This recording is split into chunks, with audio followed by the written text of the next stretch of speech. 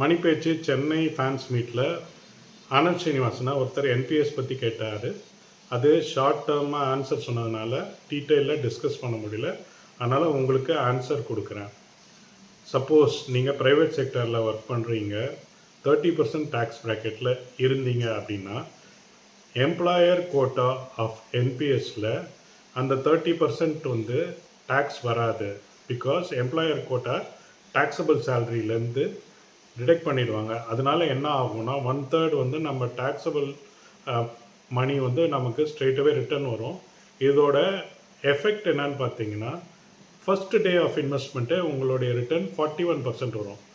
Suppose நம்ம maximum equity option எடுத்திருந்தீங்கன்னா which is 75%, இதில் வந்து நமக்கு வந்து இதையும் ஆட் பண்ணிங்கன்னா 51% நம்மளுடைய இயர்லி ரிட்டர்ன் வரும். இதை நீங்கள் டபுள் இன் 2 இயர்ஸ் ஆகும். எந்த அதர் இன்வெஸ்ட்மெண்ட்லுமே இவ்வளோ நமக்கு ரிட்டர்ன் வராது. இப்போது அவருடைய ஆன்சருக்கு என்னோட கவுண்டர் ஆன்சர், அது கவர்மெண்ட் ஸ்கீம், அதனால் பார்ட்டிசிபேட் பண்ணாதீங்க அப்படின்னு சொன்னார். என்னோட ஆன்சர், இது பிஎஃப்ஆர்டிஏ பண்ணுறாங்க. அப்புறம் மியூச்சுவல் ஃபண்டில் இருக்கிற அதே ஐசிஐசிஐ, எஸ்பிஐ, எல்ஐசி, ஹெச்டிஎஃப்சி, இது மாதிரி கோட்டக் இவங்கெல்லாம் தான் இருக்காங்க. என் மியூச்சுவல் ஃபண்டு வந்து ஆம்ஃபி பண்ணுறாங்க, இதே கம்பெனி தான் இருக்காங்க. அதில் டேக்ஸ் அட்வான்டேஜ் கிடையாது. அப்புறம் long term tax, capital gains tax வந்து 12.5% போடுறாங்க. இதில் 0 when you are retiring at the age of 60% எடுக்க முடியும்.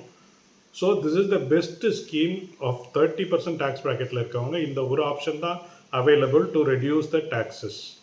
ஸோ இதை பற்றி டீட்டெயிலாக தெரியணுன்னா நான் ஒரு இங்கிலீஷ் வீடியோ போட்டிருக்கேன், டீட்டெயில் கேல்குலேஷனோட. அதை லிங்க் உங்களுக்கு கொடுத்துருக்கேன். ரெண்டாவது, பிஎஃப்ஆர்டிஏ வெப்சைட்டில் உங்களுடைய ரிட்டர்ன்ஸு மற்ற டீட்டெயிலெலாம் பார்க்குறதுக்கு உங்களுக்கு டீட்டெயில்ஸ் கொடுத்துருங்க. அதையும் நீங்கள் போய் பாருங்கள்.